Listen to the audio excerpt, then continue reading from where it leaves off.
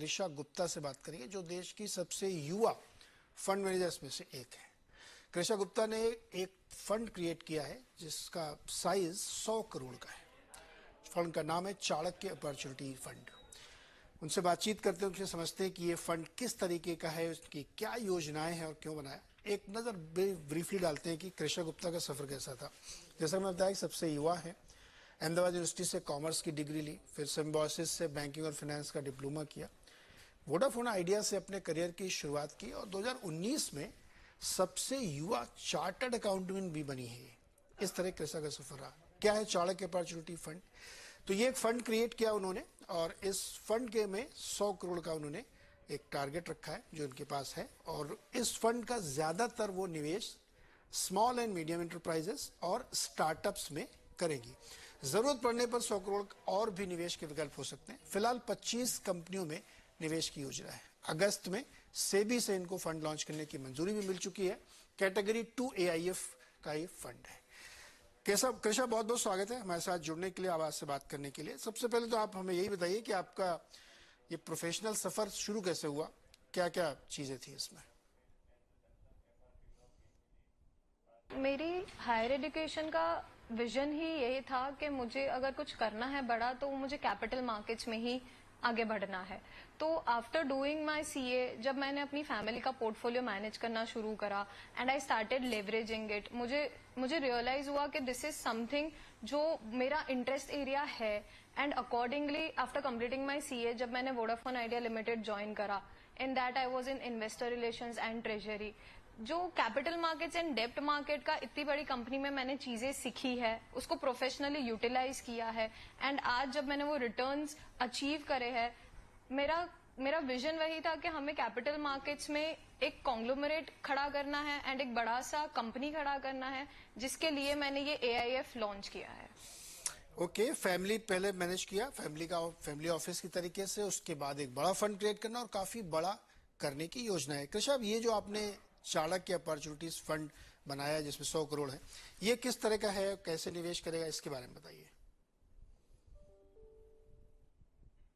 Chanakya opportunities fund SEBI registered category 2 AIF है, जिसमें हम 51% अनलिस्टेड कंपनीज में इन्वेस्ट करते हैं and rest 49% in listed companies. Now Chanakya is a 100 crore fund with a green show option of 100 crores. तो it is in total a 200 crore rupee fund. अब हमारा जो कॉन्सेप्ट था कि हमें 51% जिन कंपनीज में इन्वेस्ट करना है, ये ऐसी कंपनीज में इन्वेस्ट करना है जो बहुत छोटी ट्रेडिशनली ड्रिवन कंपनीज होती है, लेकिन जिनमें पोटेंशियल होता है SME एक्सचेंज प्लेटफॉर्म पे लिस्ट होना। एक पोटेंशियल है उन कंपनीज में एक वैल्यूएशन तक जाना एंड उस कंपनीज को लिस्ट करके अपने इक्विटी पावर को लेवरेज करना।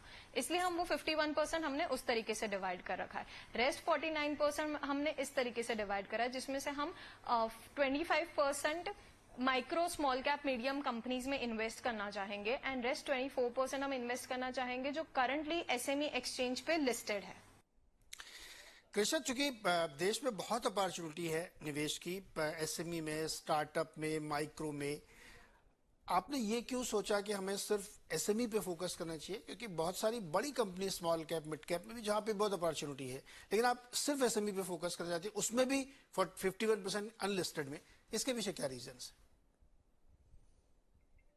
आज अगर हम अदानी जैसी कंपनीज या बिरला जैसी कंपनीज में इन्वेस्ट कर देते हैं, आई थिंक उनका एक स्टैग्नेंट पॉइंट आ चुका है कि अब वो उस लेवल से ज्यादा शायद ग्रो ना कर पाए। जबकि India being a developing economy, आज इंडिया की पॉपुलेशन बहुत ही अनऑर्गेनाइज्ड सेक्टर के ऊपर डिपेंड करती है एंड ये बहुत छोटी कंपनीज होती है, ट्रेडिशनली ड्रिवन कंपनीज होती है, जो ही कल उठ के ब्लू चिप कंपनीज बनेगी, फ्यूचर में इंडिया को रिप्रेजेंट कर पाएगी।